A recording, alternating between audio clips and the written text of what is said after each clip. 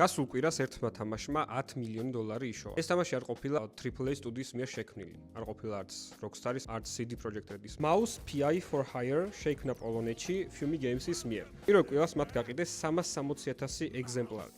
რა შეგვიძლია ვისწავლოთ აქედან? პირველი, შაზე ფოკუსირება ჯობს, ვიდრე ტრენდზე ფოკუსირდეთ. დეველოპმენტი დროს მოითხოვს და სანამ ჩვენ დეველოპმენტს მორჩებით, შეიძლება ეს ტრენდი აღარ იყოს. Fumi Games-მა არ გააკეთა ჩვეულებრივი Battle Royale სტილის თამაში. მათ გააკეთეს ბუმერ შუთერი, პლუსი ის ხონა, რომ მათ აირჩიეს განსაკუთრებული სტილი. ყოველ ჟანრი მცირე, მაგრამ ლოიალური ფანბეისით. მეორე, ამ შემთხვევაში სტილი მოერია ტექნოლოგია. ყველა პერსონაჟი არის ხელით დახატული 8 სხვადასხვა კუთხით. არ გამოიყენეს მოკლე გზა და ყველა პერსონაჟი დახატეს ხელით. ასევე იარაღებიც. ამ თამაში მარტო გარემო არის სამი, დანარჩენი ყველაფერი არის ხელით დახატული.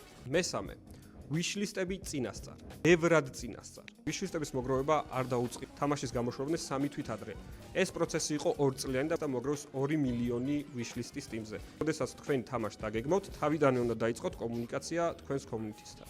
Fumi Games-ი ამას მარტო არ აკეთებდა. მათ იშოვეს სწორი publisher-ი, რომელიც დაეხმარა მათ კონსოლებზე გადაყვანაში, მარკეტინგში და ლეგენდარული Troy Baker-ის დაქირავებაშიც. აგვიწერეთ კომენტარებში, თქვენას ფიქრობთ ამ თემაზე, როგორ მოგეწონათ ეს თამაში და აუცილებლად გამოიწერეთ ჩვენი არხი და შემოგვიერთდით Telegram გვერდზე.